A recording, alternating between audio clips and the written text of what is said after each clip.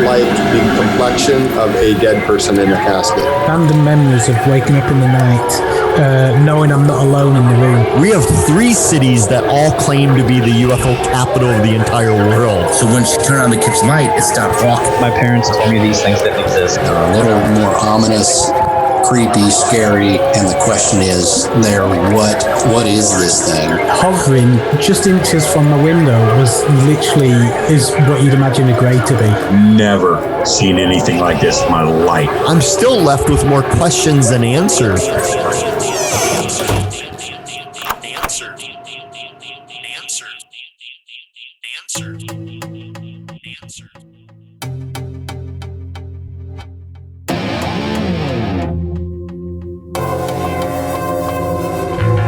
Welcome back, dreamers. If you've had an encounter, please contact me at somedreamland@gmail.com, find me on social media at somedreamland podcast, or check out the show's new website, dreamlandpodcast.weebly.com. If you're enjoying the show, please help it grow by subscribing, rating, reviewing, and sharing this episode with friends, family, and social media. Tonight, my guest is longtime UFO researcher Warren Agius. Warren is the author of Evidence of Extraterrestrials, a book that's based on factual evidence that supports the existence of extraterrestrials.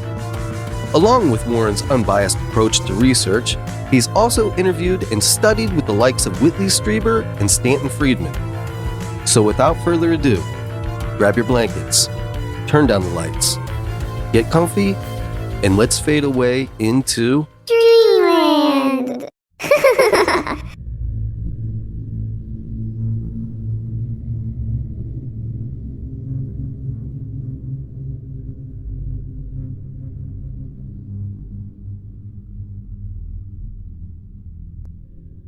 So Warren Agius, how are you tonight? I'm good, thank you. Yourself? I'm great.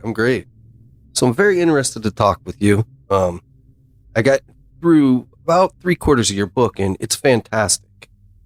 Thank you. Yes, sir.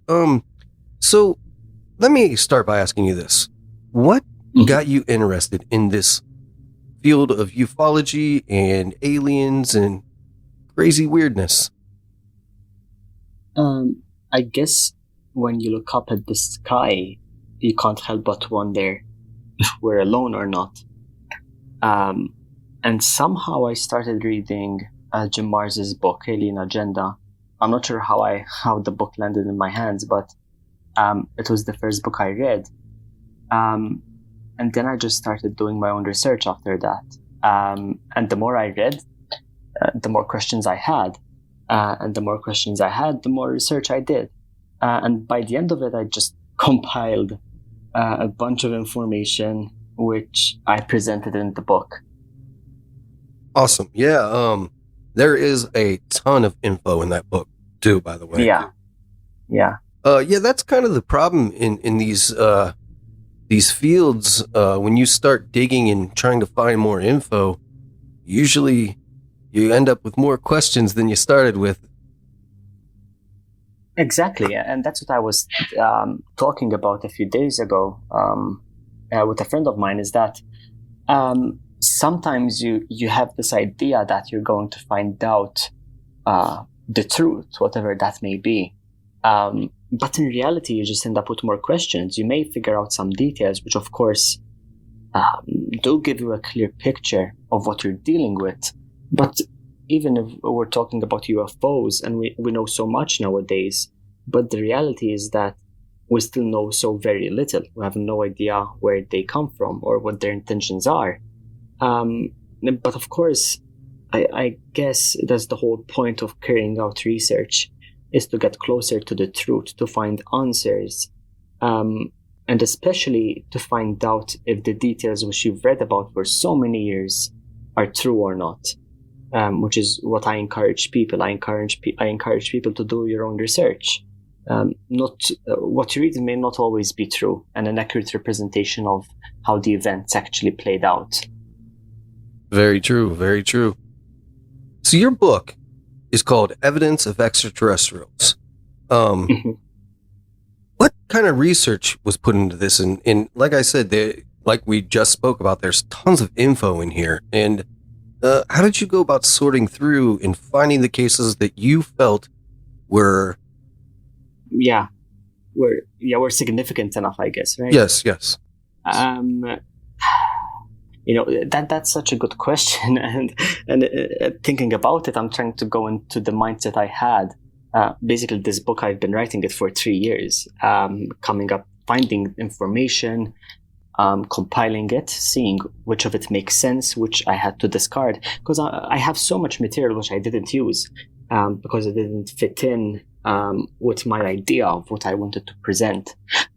But I guess, of course, I had to include the notorious cases such as Roswell, the Battle of LA, the Foo Fighters.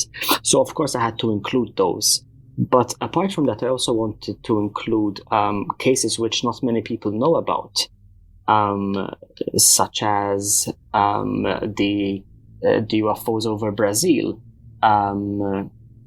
or the Kaikoura lights, or one of my favorite ones is in 2010 when a UFO closed down a Chinese airport. And these are cases which not many people hear about.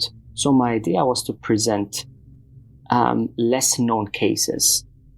And so many times I realized that these less known cases are more important than the well-known cases. Something I say a lot is that the Roswell crash is not the most important crashes. There are so many more meaningful cases which have a ton more evidence to it. But as I was sorting through through the information I had, I wanted to create this sort of encyclopedia or reference book, whatever you want to call it. But I wanted to divide it into numerous sections. So the book, it's well divided. It's organized in a way that the first section, it focuses on UFO sightings, the generic UFO sightings. And then we focus on crashes and landings, such as Roswell, of course, and the Aurora crash, for instance. And the third section, which is probably my favorite section, is the military pursuits, which focus on cases which include military fighter jets chasing down UFOs. And the last part, the fourth part of the book, the fourth section, is I take a look at the government projects which tried to explain the UFO phenomenon, but naturally they failed to do so. And so that's how I organized the book. And to answer your question, all the information included in the book is all official information, which comes from the classified reports. So the information which I present in the book, it's in no way fabricated. It's in no way taken from unreliable sources. It's all official information. So to the listeners out there, if you read my book, I cite everything. So if I say a certain thing, I make sure that I include the source for it, so we can find more information about it yourself. Yeah, you did do a stunning job at that. Like yeah, absolutely. I found myself after reading, a couple of stories in the chapter that I was less familiar with, using your sources and digging and learning more myself. So. Yeah, exactly. I think that including sources is very important, because it also gives the readers the opportunity to even find out more, or in some cases give their own opinions, and even encourage them to keep digging for answers. Because naturally, I for all I know, I could have left out some information. So at least I give the reader the opportunity to do more research themselves. Yeah, it's fantastic the way you set this book up, man. There's no doubt about it. And it's amazing, man. I can't say enough good about this book. Well, I appreciate it so much. Thank you. So let's start with like a couple of the stories that you have in this book in the first section that you have. Like I know there's like the Battle of Los Angeles in there, which is one of the craziest stories ever for me. I mean, just the fact that we're still trying to cover that up is mind blowing. Yeah, and it's something out of a sci-fi movie, isn't it? It's reading about it, it's like, no way did this happen. Yeah, I know. My oldest son at one point was talking about the Battle of Los Angeles one time, and he heard this cool story about the Battle of Los Angeles. He told me, and I just let him go on. He's telling me all about it, and I'm like, so that's like real. That's not just a story. And he's like, what do you mean? And it kind of blew his mind, but it got him interested in it as well. So, and that's what's so good. Hearing about such a story and how, like your son is said, it's something out of a sci-fi movie. It's something that you would not believe. But that shows the capacity of certain UFO events. It's not always just bright lights in the sky. Sometimes it's a full-blown response, like the Battle of LA was. Yeah, for sure. Because how many rounds of ammo did we waste in this thing? It's just 1,000, more than 1,000. I'm not sure if I want to give the listeners some perspective and start from the beginning of it. So the Battle of LA, it's in 1942, right? Just 3 months after Pearl Harbor. So you can imagine the anxiety that is in the atmosphere. I'll try to cut this short because I could go on forever about it. But what happened is that in the early hours of the morning, the people of LA, they heard the air raid sirens, which implied that there was going to be an attack. But as thousands of people exited their homes, they just saw a massive disc-shaped silver object in the sky, surrounded by smaller objects. So it was an enormous UFO surrounded by smaller ones. And essentially, the army, they shot over 1,000 anti-aircraft shells at it, but the UFOs just hovered silently, completely unaffected by it. And the attack lasted for over an hour until the UFOs disappeared. And interestingly enough, or rather unfortunately, a person lost their life because of it. They suffered a heart attack from the noise and the anxiety of it, and a lot of the surrounding properties were damaged because of it as well. But interestingly enough, and I guess this is where the frustration starts, is that in the subsequent days, the army stated that it was a weather balloon. But they quickly realized that it doesn't make sense because the weather balloon would have been shot down. So then they stated that the aircraft was Japanese. It was a Japanese aircraft sent to induce psychological terror. And they attributed the sighting to jittery nerves. That's one of the most famous quotations from it, is that it was a fabrication of a person's imagination, essentially. And that it was simply a Japanese aircraft sent for psychological terror. But that also doesn't make sense because it would have been shot down. That's the whole point of anti-aircraft shells, is that they will shoot down an aircraft. So to this day, we do know what they are. And I always say this when I discuss the Battle of LA. Nowadays, it's more relevant than it was in 1942, because with the information which we have nowadays, we can confirm that the UFOs were in fact extraterrestrial. And you may ask why. And the reason is that nowadays we know that with an anti-gravity propulsion system, you can create a force field of some sort. Now, in 1942, nobody knew what anti-gravity was, but the way that the objects were able to shield themselves from the ammunition shows that they had a force field. And UFOs are renowned to have an anti-gravity propulsion system. So in my eyes, this case makes more sense nowadays than it did in 1942, and is more relevant nowadays than it was in 1942 as well. Yeah, I totally agree with you on all those points. It's a wild story.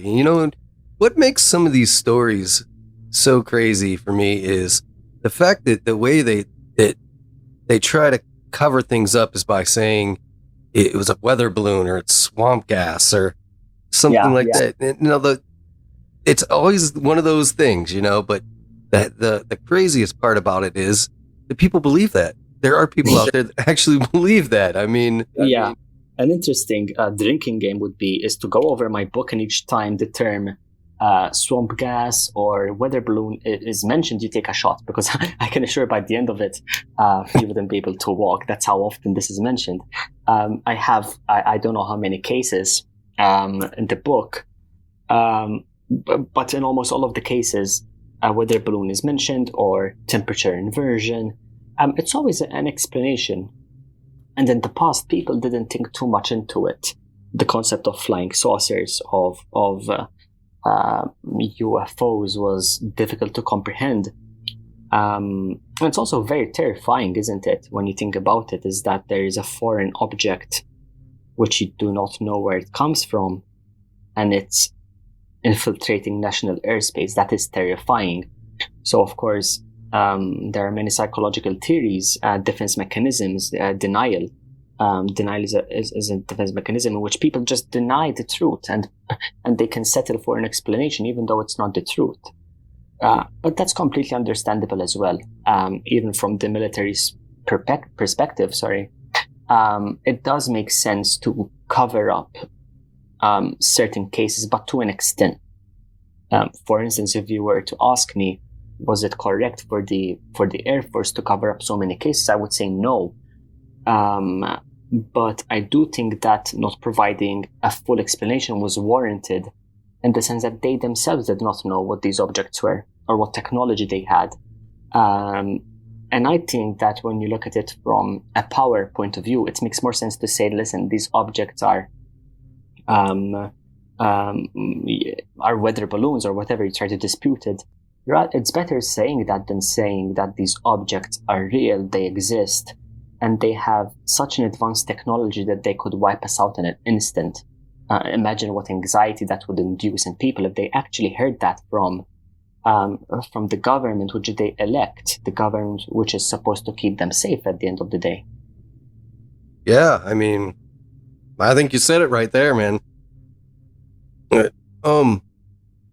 So it seems to me like the oldest story in your book is probably the Aurora crash. Is that correct? Indeed. Yeah, indeed. It's the Aurora crash. Now, did you? It probably doesn't go back any further than that, but there's a lot of evidence for sightings even way before this documented case of the Aurora crash, right? Yeah, correct. In fact, I think so. The Battle of LA was in 1942. And after that, I guess it would be the Ghost Rocket UFOs, which was in 1946. I believe so. And the Ghost Rocket UFOs were actually one of the earliest UFOs one of the most recent, the earliest UFO sightings in Europe. And they happened over Sweden, as well as several other countries. I mean, they were spotted in Sweden and as well as India, which was very interesting. But the Aurora crash, it's one of the first crashes, and the evidence which we have for that case, it's so significant. But yeah, Aurora crash is the first crash which is documented in history, perhaps. In history, definitely. But when it comes to sightings, the Ghost Rocket UFOs were the first registered sightings. They were actually the first group of sightings in which an official report was made. Oh, interesting. I didn't actually realize that. Yeah, and the thing with the Ghost Rocket UFOs is that it's in 1946. There was a lot of anxiety related to to Soviet weapons, and there were the Germans, of course, who were developing the V2 and V3 missiles. V1 and V2 missiles. So many people just assumed that they were these V-type missiles, but they disputed that, and they just stated that they just didn't know what they were.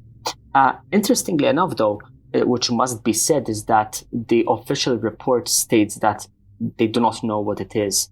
And I'm going to quote something from the report.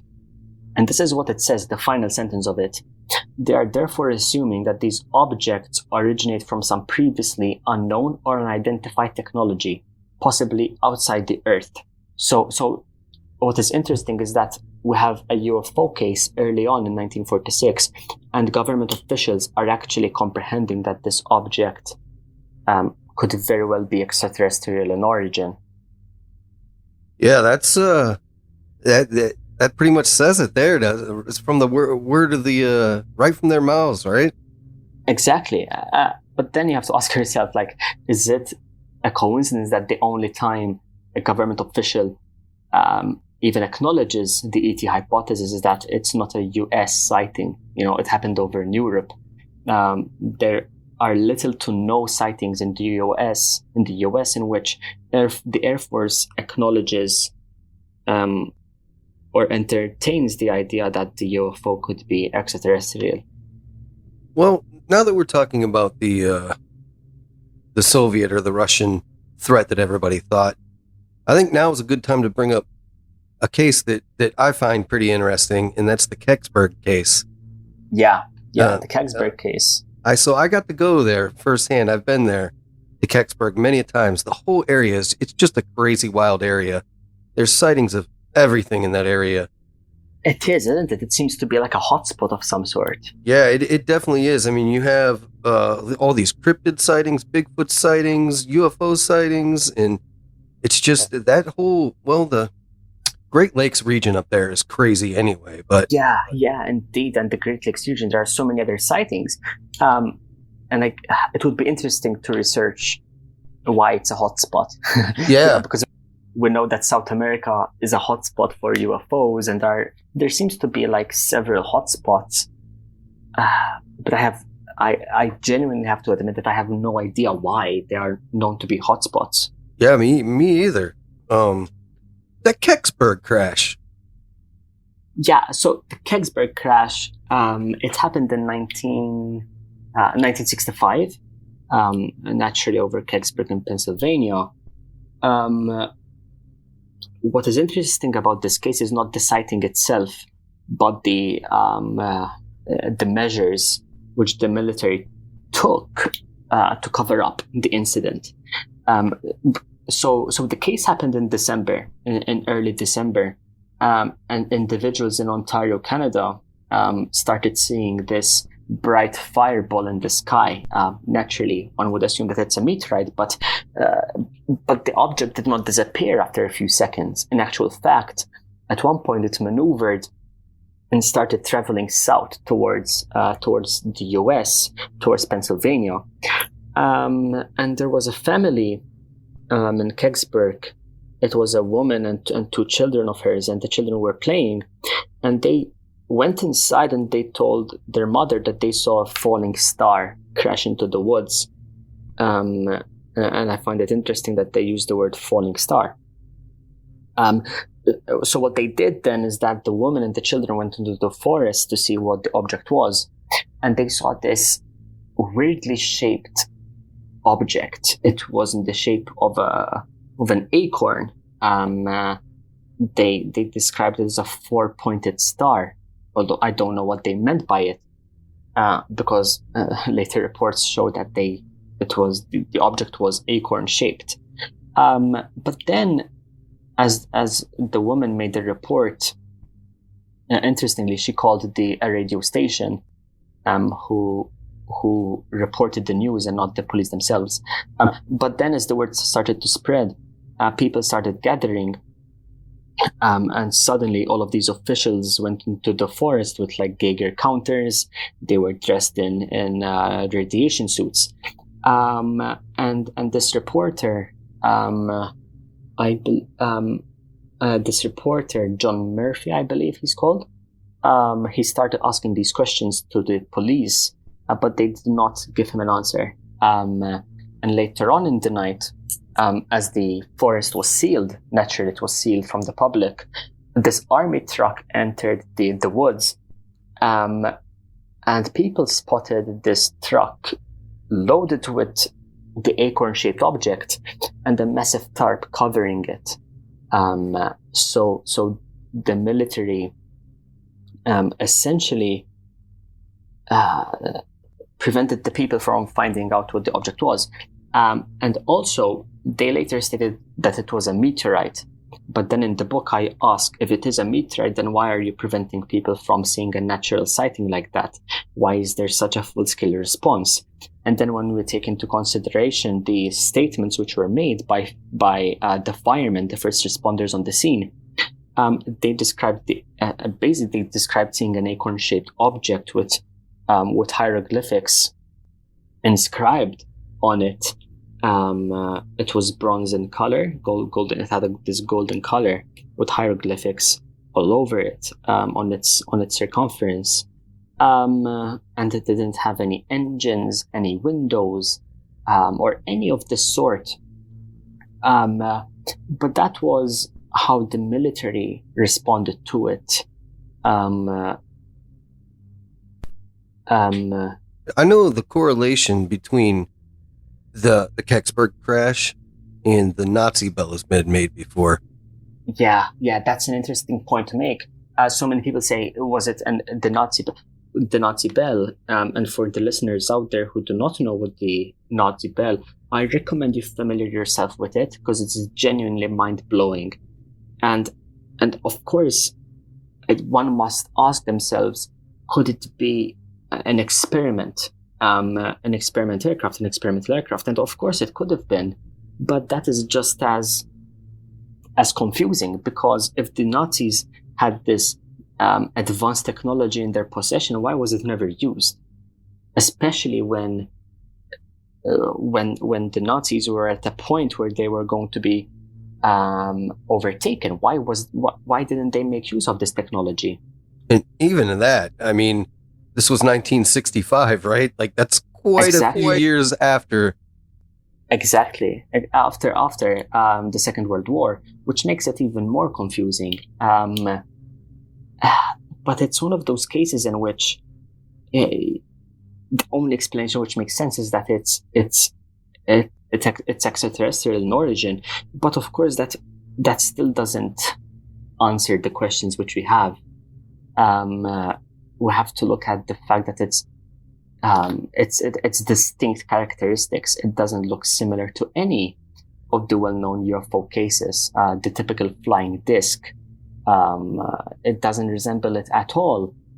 But it's also it makes you wonder if there are many different types of flying saucers, and of course there are. I mean, research shows that there are. The sightings show that there are. But it's an interesting case, and although the report says that the object, I mean, it was a meteorite, it doesn't hold true when you consider the evidence which there is. Yeah, I don't think it was a meteorite, and I don't think anybody that was there that night or that lives in that town currently think it was a meteorite by any means. Of course, and nowadays it's become this hotspot. Even people still talk about it nowadays. It's an iconic encounter, and you have to. The people are so receptive to the idea of it being out from outside our planet, because it seems the most plausible explanation as well. At the end of the day. Yeah, I agree with that. So there are tons and tons of photographic evidence out there, and I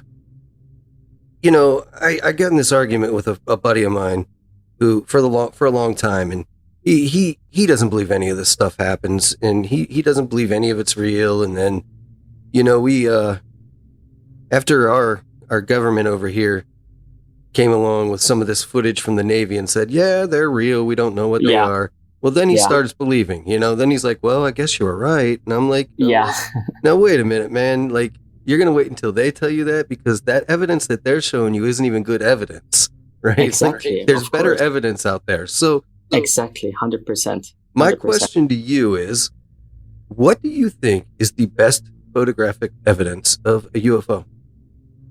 I guess I would have to go with the iconic McMinnville photographs.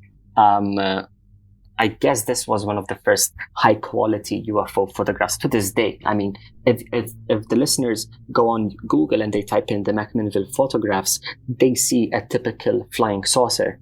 And before I go into the merits of why this case is so convincing, my short answer to if that photograph is real and authentic is yes. It's been analyzed numerous times, and it's 100% true. And the McMinnville photographs, the photograph was taken in 1950. Yes, in 1950 in McMinnville, Oregon.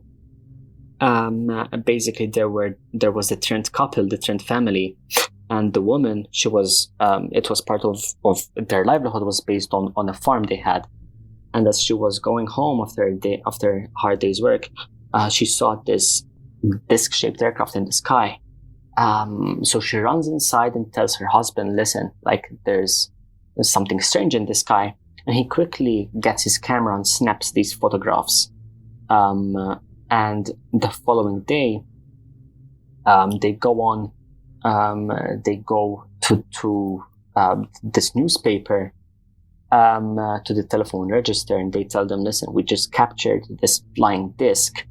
But before they published the newspaper, the editors wanted to know if the photos were authentic or not, so they sent them in for analysis, and they found that it wasn't a hoax, it wasn't tempered with, it was completely authentic. Later, years down the line, it was analyzed again by Bruce Maccabee. He worked for the Navy, and he once again confirmed that the photograph is authentic. And you have to keep in mind that they did not capitalize from this in any way. They did not get any money from these photographs, even though they're the most iconic photographs which we have capturing a UFO. So yeah, that would be my favorite, as well as the most convincing, I guess, photographs, because it's been analyzed numerous times, and you have it all in a picture. Yeah, and it's a pretty good picture too. Yeah, it is, and there were numerous photographs of it. But the main photograph, which is the most iconic one, it literally shows this disc-shaped object. And there's literally just a typical UFO sighting. That's kind of the photographs that started off the whole wave of disc-shaped UFOs, right? Of course, yeah. Many people talked about them, but not many people had actually captured them on film. This was actually the first time it was captured on film.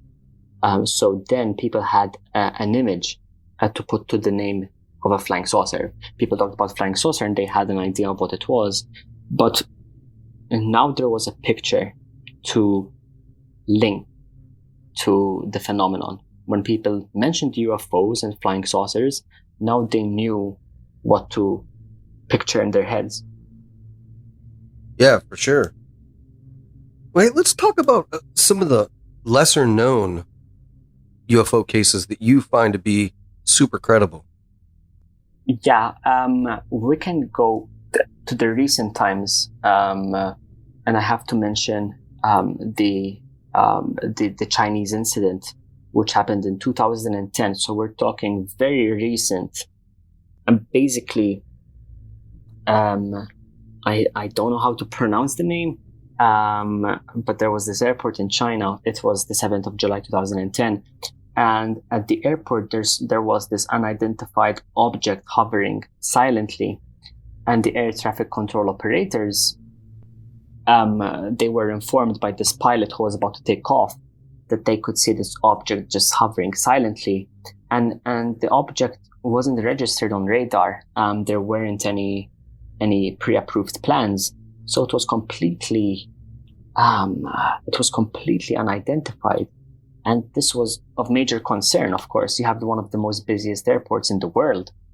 And keep in mind that if you delay a flight, that costs thousands, Yeah. And apart from the pilot who obviously saw the object, there were these mechanics who viewed the object.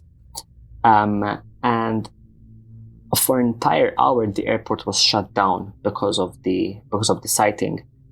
Apart from that, numerous sightings were made prior to the day, as well as after the day. So there were many UFO sightings that summer, and there was an investigation, and there was this idea that the object was military. But I myself struggle to believe that, for the simple reason that you do not shut down an entire airport without warning. It costs thousands, and if it was a military aircraft, then they would have known beforehand.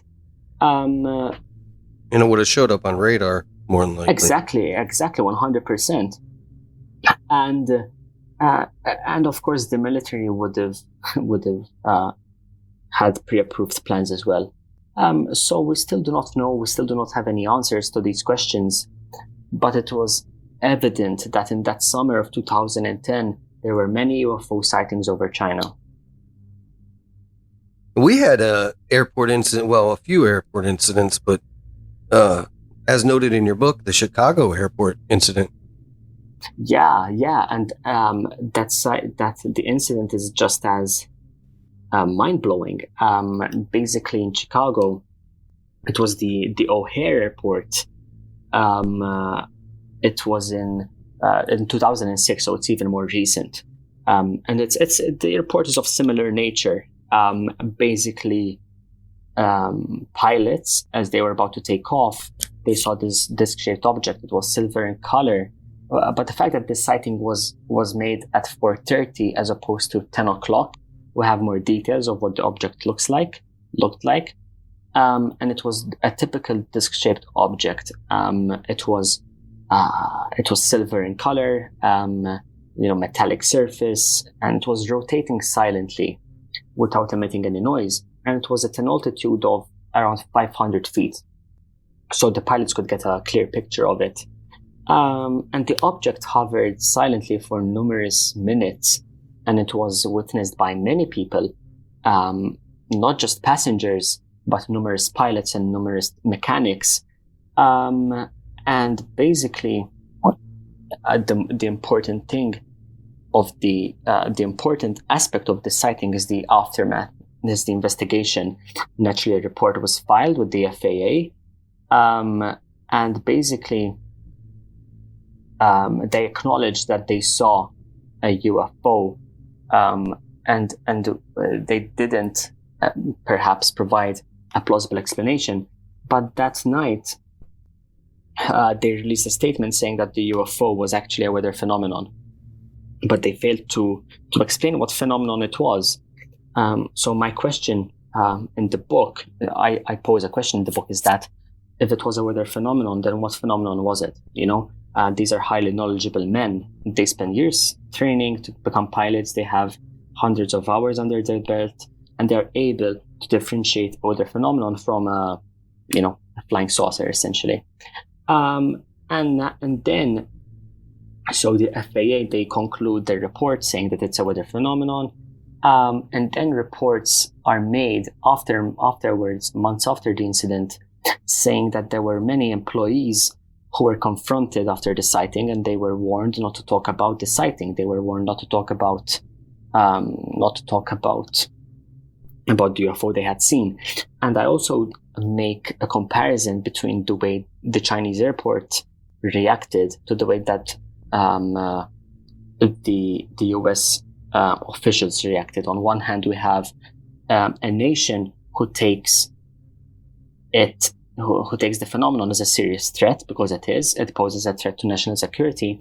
And on the other hand, we have perhaps a group of individuals who brush it off and try to pretend that these sightings do not exist. At least this is how it was back in 2006.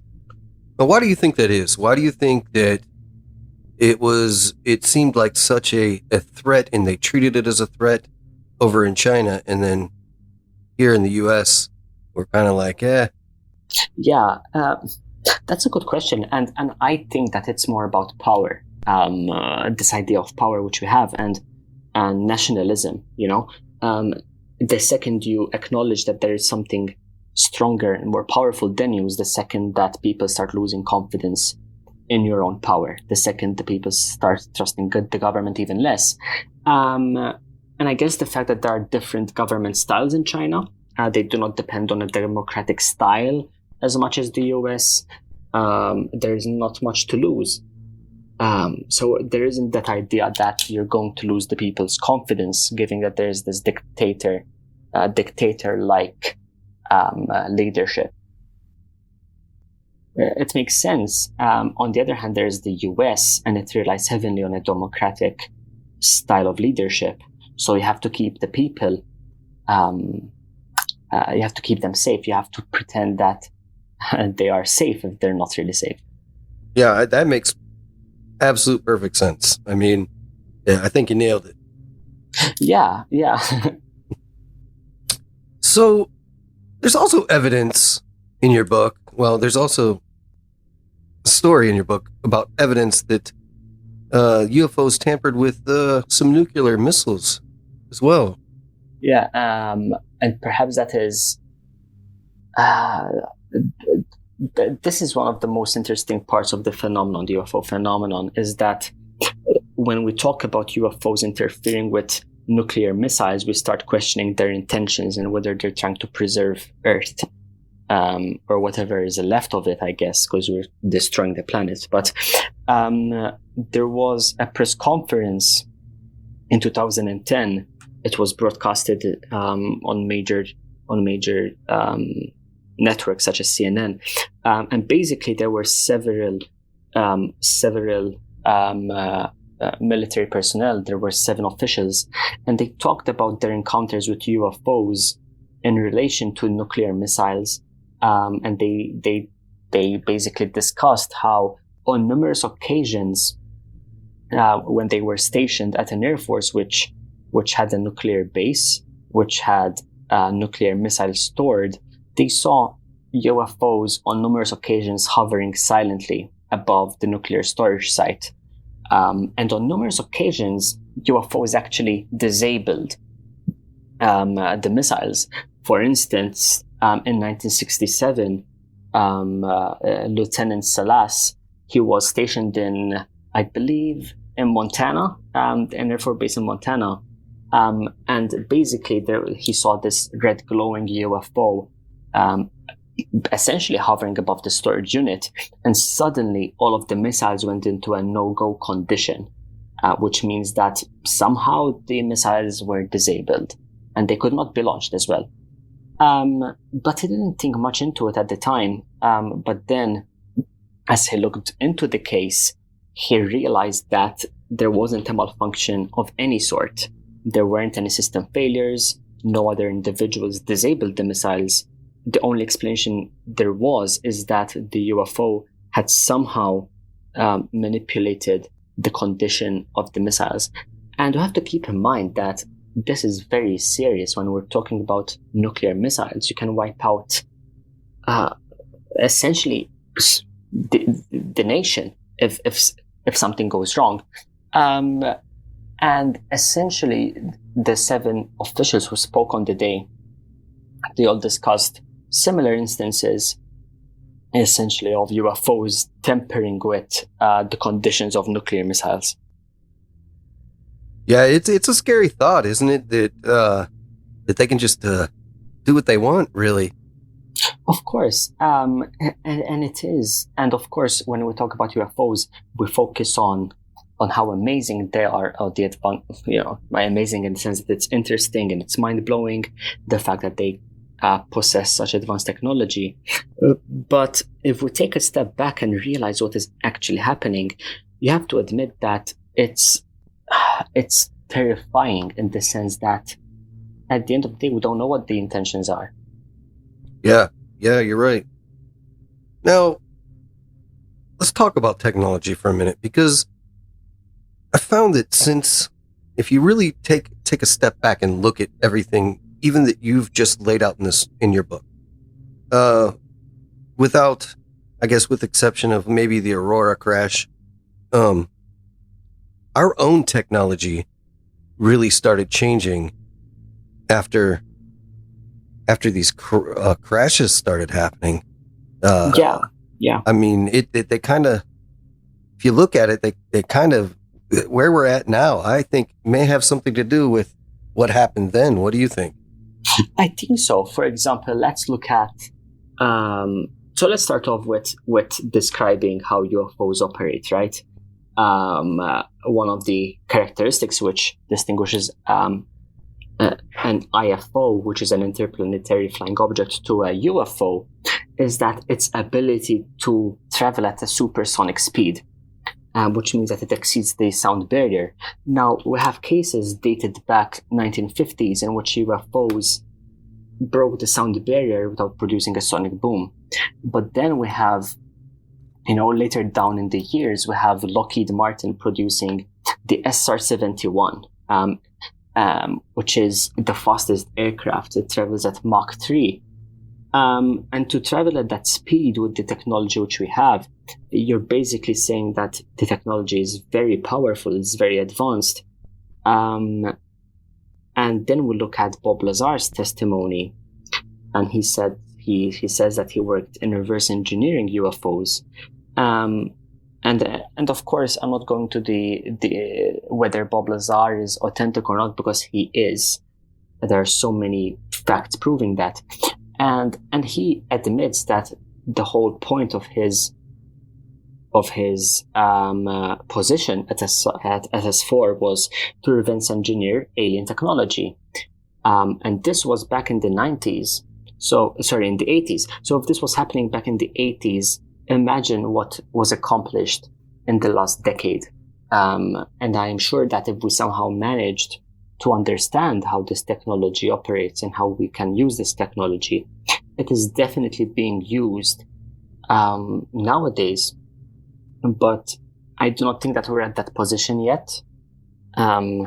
It's like going back and asking a caveman to operate a Tesla, essentially.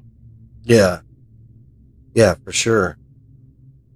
So, out of all the cases that you have outlined in your book, what case has the most witnesses? Witnesses, I would say it has to be the Battle of LA, for the simple reason that it happened over one of the densest cities in the world.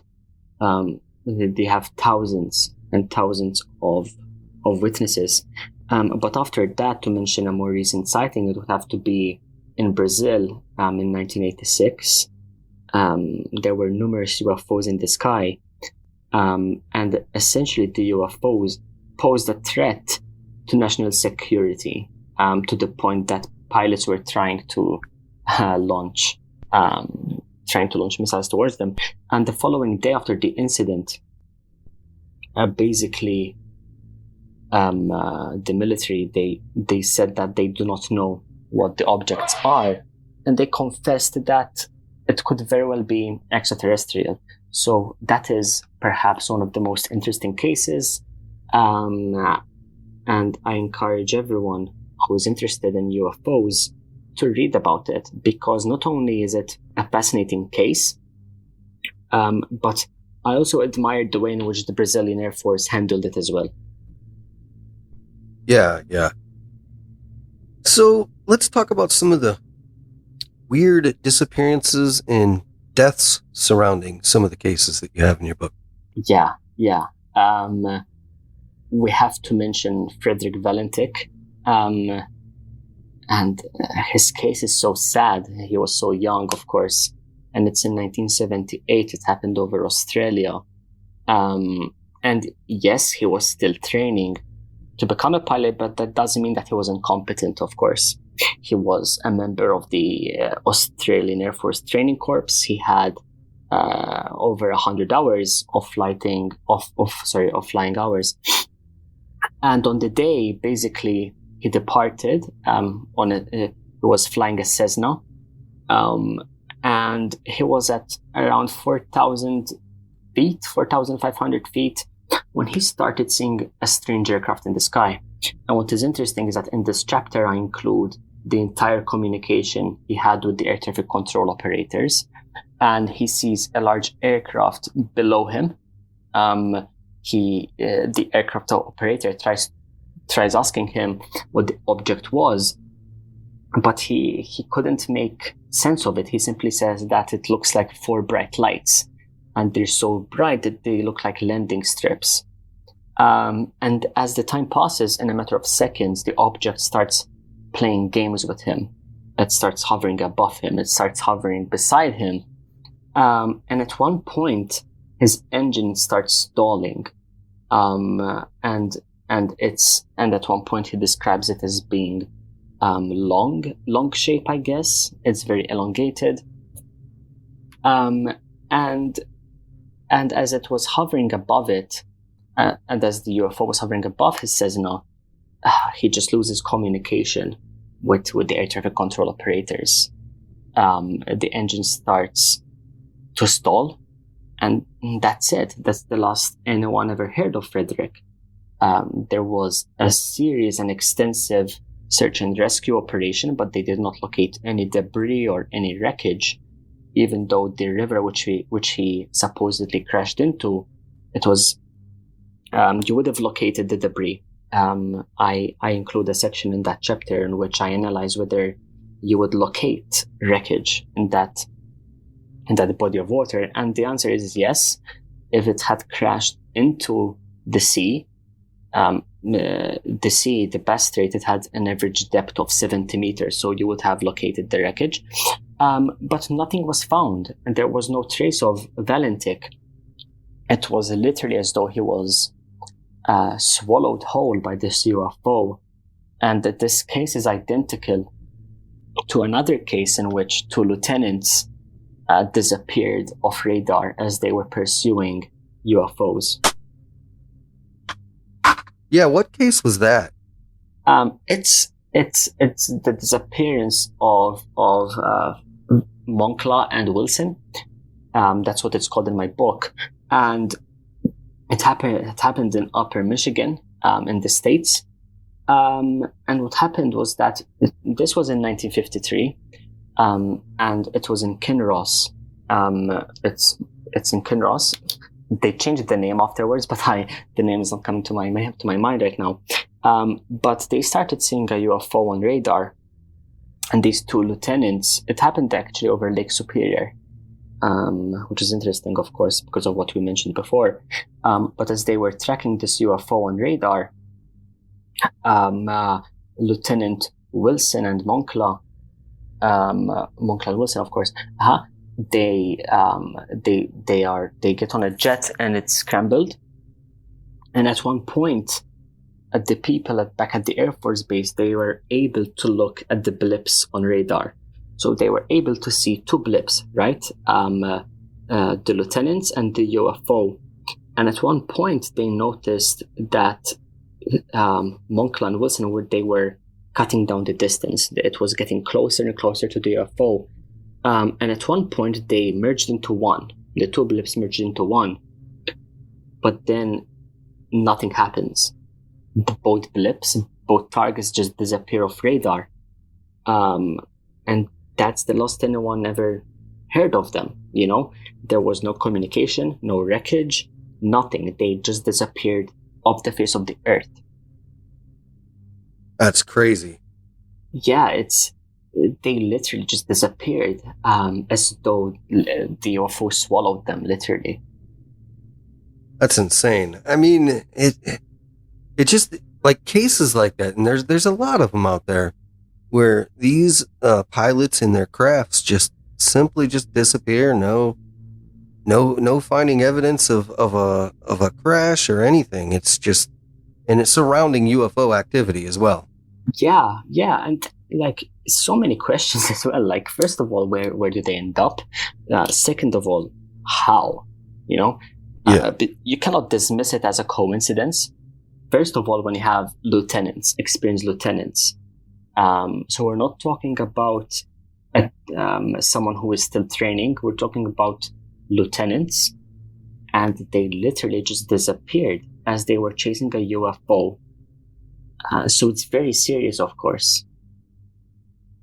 Yeah, definitely. I mean, it's mind-boggling. It really is.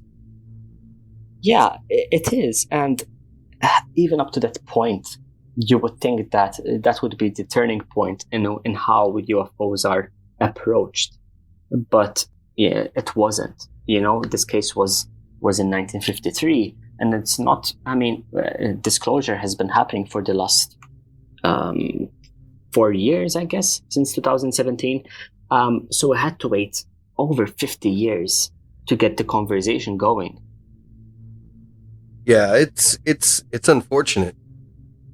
Of course, because here we're talking about people losing their lives. It's one thing just saying a UFO, but when you lose your life to it over something that is such a taboo, it's unfortunate, of course, because it's all when the military comes out and saying that, I'm talking about a different case. I'm talking about the death of Thomas Mantell now.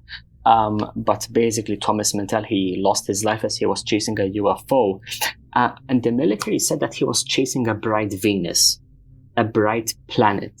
And it's such a disservice to the gentleman who lost his life. Yeah, and to his family. It's a slap in their face as well. Yeah, exactly. Essentially, they're saying that he was incapable of differentiating a stationary planet to a moving disc-shaped aircraft. And that's a dishonor. You're dishonoring his name, of course. Or if you look at it like I do, it's just a silly explanation to try to cover something up. 100%. 100%. And this case, it was in 1948, so there was this whole fiasco about Roswell. So they had to essentially try and get rid of UFOs were a hot topic in 1948, so they had to dismiss it quickly. Why do you think that Roswell is such a big thing over here in the United States? Why do you think that we treat it like it is the one and only all evidence encompassing case? I guess it would be for the ridiculous way the Army handled it. At one point they said that the US is in possession of a flying disc, and then just a few hours later, on the same newspaper, it says that it was actually a weather balloon. Two very different things. You cannot mistake one from the other. But the way it was handled makes it such an important case, and you cannot overlook it.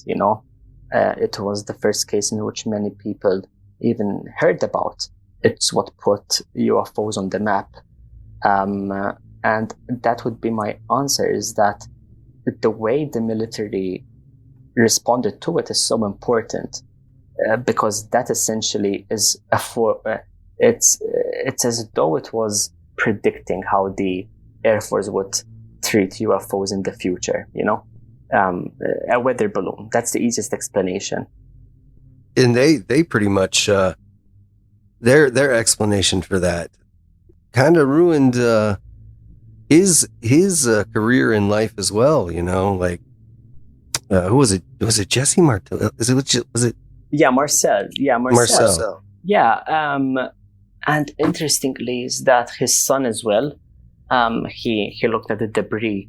And he wrote extensively about it, and he said that his father was convinced that it was not a weather balloon. It was definitely extraterrestrial, but he had no say in it, of course. Yeah, I'm quite sure that he knew what a weather balloon was, and he wouldn't have made that mistake, Yeah, exactly. If the rancher was able to differentiate a weather balloon from a flying saucer, undoubtedly, so many military personnel looked at the object, and I would hope that they would be able to differentiate a weather balloon from something that just is something that comes from another planet, literally. You know what I say to people that say, "Oh, it's a weather balloon." My friend that I was telling you earlier, that doesn't believe in anything. He says, "Oh, yeah, they were weather balloons." I said, "Have you ever actually seen a weather balloon?" Yeah. they look nothing like each other. Nothing at all. Literally, though. When we talk about it in an abstract way, it's like, okay, a weather balloon. But then, like, just Google what a weather balloon looks like, and it's genuinely not even close. Like, no, it's laughable. Yeah, it is. It is. And when you compare the descriptions given by witnesses to the characteristics of a weather balloon, it's just funny, I guess. It's sad and funny at the same time. Yeah, I've never seen a weather balloon with hieroglyphics on it. I've never seen a weather balloon with little alien looking creatures in it, yeah. And interestingly, the Roswell crash, the material, it looked like aluminum foil, but the second that you wrap it up in a ball, it was just unfold and go back to its original shape. Now, I'm not sure how any weather balloon can do that, or any material on Earth can do that, for that matter. It's just impossible, Yeah, for sure. For sure. So let's talk about some of let's talk about the ending of your book, how you've taken these projects that have looked into this phenomena and how they break down and what you think about them. So a good way to sum it up is that they all come to the same conclusion, except for Project Sign, which is the one project I actually sort of even take note of. So the final section of my book is called Government Projects, and I covered the government projects in which the Air Force studied UFO reports. I start off with Project Sign, which was back in 1948, and finish with ATIP, which is back in 2012. But if we exclude ATIP from it, because it's fairly recent, Project Sign is the most credible project for the simple reason that it states that these objects could be interplanetary. Actually, the final report of Project Sign, they analyzed 156 cases, and basically the conclusion was that there was not enough evidence to confirm that these objects are ET. However, it's still unknown. They stated that although there isn't enough evidence, they did write a report saying that it's the most plausible explanation for it. But of course, when the project was taken under the control of Vandenberg, who was the most renowned skeptic, he stated that the reports were a result of a weather phenomenon, celestial bodies, or misidentifications. So the reason I talk about Project Sign is that on the one hand we have the first report, which says that the ET hypothesis is the most plausible one, and then later on, when the report is taken under the control of Vandenberg, they change the explanation and say that it's completely explainable. It's a weather phenomenon. It's a weather balloon. It's a celestial body. So that's Project Sign. And then I analyzed Project Grudge and the Condon Committee and the Robertson Panel and Project Blue Book. But the one thing I can say is that all of those reports come to the same conclusion, that essentially it's an explainable phenomenon. It's either people creating a hoax, it's either psychopathological people who suffer from psychosis, it's someone who wants to capitalize over the sighting, it's essentially a weather balloon or a bright Venus or a temperature inversion. There's like this like 10 explanations, and they're just recycled over and over and over. Until we get to ATIP, of course. ATIP, we heard about it most recently, because of Lou Elizondo. He stated that he was the director of ATIP, and they had a big budget for it. They were allocated I believe it was essentially it had $20 million in its budget. And Lou Elizondo stated that they were in possession of metals which were extraterrestrial. And he essentially still says that to this day. To this day he's been ridiculed. They tried to discredit him, but he stands by his statement that they were in possession of metals which their isotopes is so strange that they are definitely extraterrestrial. And that is the most recent project which analyzed UFO sightings. Now, during your research for this book, did you ever find any cases that had to do with strange characters, like maybe visitations from Men in Black and things like that? In my research, yes, there are so many of them. One of which is it's not included in the book, but an ongoing theme is that if you have a sighting, essentially you're visited by these two men or two figures, because some people say that they're not men, and they either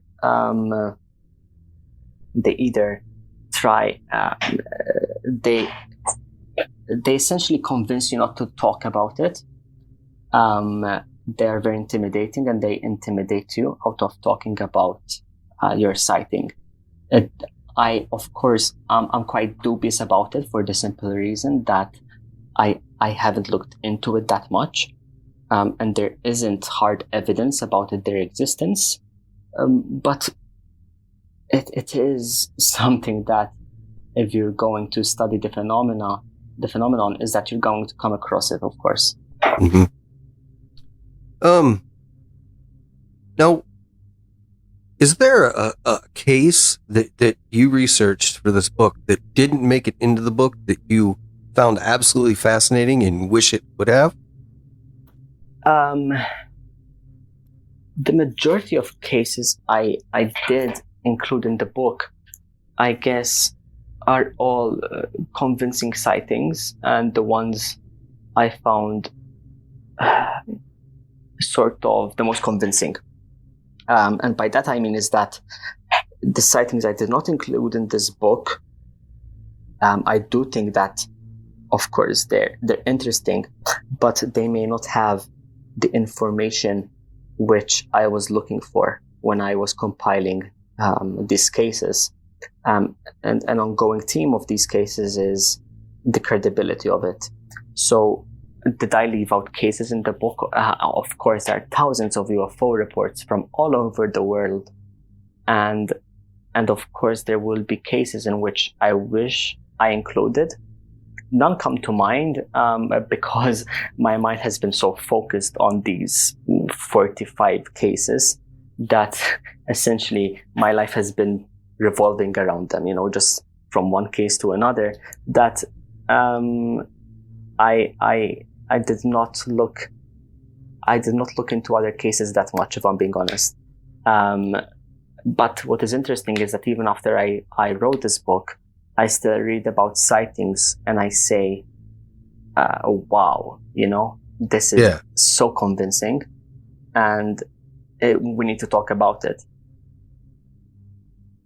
Yeah, no, the book is fantastic, man. I really like the way you broke everything down. I like the way you laid it out. I think it's, to me, it's almost the perfect timeline field guide to cases that have plenty of information to back them up. I appreciated that. I appreciated so much, and that was the one thing I wanted to come across. If there's one thing I wanted people to get away from this book is that there's so much evidence, and you saying that, I really appreciate it, because it's what my goal was, I guess.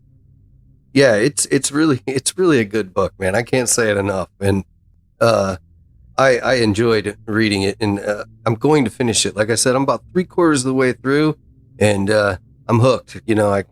Just didn't have enough time. A slow reader. Yeah, and I guess with this book you can read one chapter, and then it's not in a chronological order. For example, if you want to read about a crash, you can just go read about the crash. If you want to look at a sighting, you can read about it. So it's interesting because you do not need to read it chapter after chapter. You know, it's what you're in the mood for, I guess. Yeah. And you know, I'll be honest, I found myself reading a chapter and then going and doing more research myself on it. Which yes, I'm glad that's amazing, and I hope that whoever read it did the same thing. I hope that it fuels everyone's curiosity, whoever reads this book, and of course do your own research. And if anyone has information to try and whoever has a different opinion than me, I would love to hear about it. You know, I'm not here saying that this is the truth and whatever anyone else thinks is wrong. So I encourage everyone to do your own research and stand up for what you believe in and talk about what you believe in. And of course, if there's something which you do not agree with for any reason, let's talk about it. You know, the whole point of this book was to create a conversation. And what I love is that when people come up to me and tell me, I've read your book, they always tell me their opinion on UFOs and any UFO sightings they had. And I just love that. I love hearing about it. And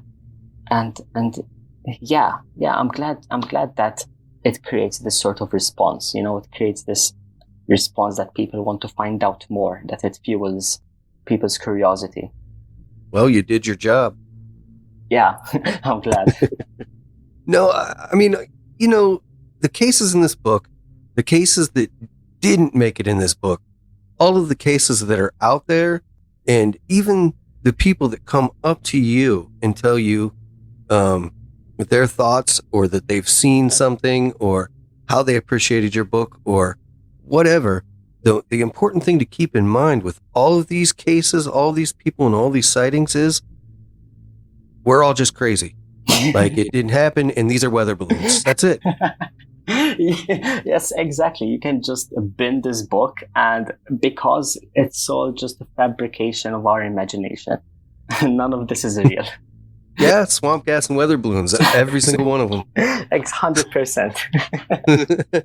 So, yeah, I mean, it's such a fascinating field. It's so in depth. There's so much information out there. What I would say to everybody, either interested in this or not interested in this field, I would say the same thing that I try to tell anybody that argues with me on this subject. Go do your own research, like you're saying in this book. Exactly. There is so much information out there that if this thing isn't happening, I don't care if it's aliens flying these things. I don't care if it's remote controls. I don't care if it's a frog flying an aircraft. These things are out there. Yeah. It's real. People are seeing it. Exactly. And whoever, the first thing I say in this book is that I approached it with an open mind. And there are cases in the book which I say there isn't enough evidence to say it's extraterrestrial. And that's the point, that you you go into researching it with an open mind. And at the end of the day, whether it's extraterrestrial or not, that's the whole point of us trying to figure it out. And with the information which we have nowadays, I of course gravitate towards the ET hypothesis. But, you know, do your own research. And if you have enough information to say that this is not extraterrestrial, then talk about it. You know, let's have a conversation about it. Yeah, for sure. And, you know, I bet there's tons and tons and tons of people out there, Warren, that have had experiences and have seen these things and probably even have pretty good evidence of this phenomena, who have not come forward, have not said anything, and for fear of ridicule, or maybe they just thought they were crazy themselves, you know. But listen, come forward. This community is big enough, and more information only excels us forward. Yeah, definitely. And at the end of the day, people are going to ridicule you anyway, so might as well just speak your mind. Speak your mind because it's what you believe in. And that's it. Don't care about what people think, of course. And if you believe in something strong enough, then talk about it and don't shut up about it. That's what I've been doing. It's quite annoying as well. So many people tell me that, but that's how it is. That's how it is. I mean, if you're passionate about something, don't stop talking about it. And if you experience something, I understand why you might think people will make fun of you. And of course, I understand that. And there is a high possibility that you're right. People are going to make fun of you. But that's not the point, and that's not the point. The more time passes, the more information we're having that this is a serious phenomenon and all these cases are authentic, and they're making this case even stronger, Yeah, for sure. How do you feel about this current state of disclosure that we're in? How do you feel personally about it? I feel that this is what disclosure is about, in the sense that it creates a conversation. If we talk about the latest report, am I disappointed? A part of me says yes, because it essentially does not explain anything, and it does not mention the extraterrestrial hypothesis once. So yes, I am disappointed. But also, it creates a conversation. It gets people talking. It gets people saying that it's impossible for these sightings to be weather phenomena. I mean, let's look at the Tic Tac UFO, the Tic Tac videos, the Nimitz videos, the Go Fast, the gimbal. This is what disclosure is. It's creating this conversation.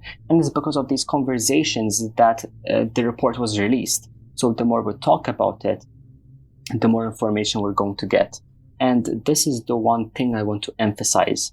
You do not have to wait for anyone to tell you that aliens are real, to tell you that UFOs are extraterrestrial. Just look at the evidence. Just look at the evidence and come to the conclusion yourself. You do not have to depend on anyone to say that this is a real phenomenon. Just look at the evidence and come to a conclusion yourself. There is enough information out there. There is enough evidence for you to come to a conclusion. Yeah, I agree. And for me, I don't believe half of what they tell me anyhow. So them coming forward, like government wise, coming forward and saying, yeah, these things are real, they're here, but we're not going to give you any information. I never put any water on that to begin with. I think anybody that's serious in this field knew what was going to happen and that we would never get any more information than was given. Yeah, exactly. And no part of me was actually hopeful that we were going to get anything else. And quite frankly, like I said earlier, there's more and better evidence out there than they've given us. Just like you said, do your research. You'll find it. It doesn't take long. Yeah, exactly. The evidence is out there, and you do not have to rely on anyone to tell you what the truth is. Right. Well, Warren, where can everybody find your book, or maybe get a hold of you if they have information or anything like that? Where can they do that at? So you can find my book on Amazon and wherever else you get books. And you can find me on Facebook. You can follow me on Facebook and you can message me. I reply to every messages. And feel free to get in touch. If you want to tell me about your experiences, if you have feedback about the book, just get in touch with me. I would love to have a conversation about it. Awesome. And I'm going to include all your links in the show notes. So when this show goes live, all they have to do is just click right in the info box and they'll find it. I appreciate that so much, man. Thank you. Listen, Warren, I really, really, really appreciate you taking the time to come on and talk with me and talk with my audience. Feel way more informed than in the beginning. The book is absolutely fantastic. Anybody out there that's interested in this field, even if you already know some of the stories that we talked about or some of the stories in this book, pick it up and read it, because the way Warren laid this out is all the info is right there for you. You know, like I was saying, I knew pretty much every single story in this book, except for maybe a couple. But even the stories that I knew, I was following your information trail and looking up and finding more information that I actually didn't know. Yeah, exactly. And thank you for having me on. I mean, it was an amazing conversation, and the pleasure is all mine. So thank you for the platform. Absolutely. No problem at all. And we're going to have to do it again, man. Definitely. I'm always open to it. So just get in touch with me and we'll definitely do a part 2. Awesome. Are you working on anything new? Yeah, I'm currently actually working on book 2, which is about abductions, but I'm still in the early process of it. I'm still compiling my research and making sure that the evidence I have is actually credible. So it's a long way to go. Awesome, man. That's exciting to me. That's one of my favorite parts of this phenomenon. Yeah, it's actually really cool. Yeah. I've talked to so many abductees that, like, some of their stories are so different, but they're primarily the same. Yeah, exactly. Exactly. If that isn't a real thing, then, man, I don't know. Like I said, everybody's crazy again. Yeah. It was just crazy. Yes, sir. Well, all right, Warren, again, it was a pleasure speaking with you, and let's do it again, man. Of course. Thank you so much. Thank you. Well, that about does it for Dreamland tonight, dreamers. Thanks again for listening, and good night.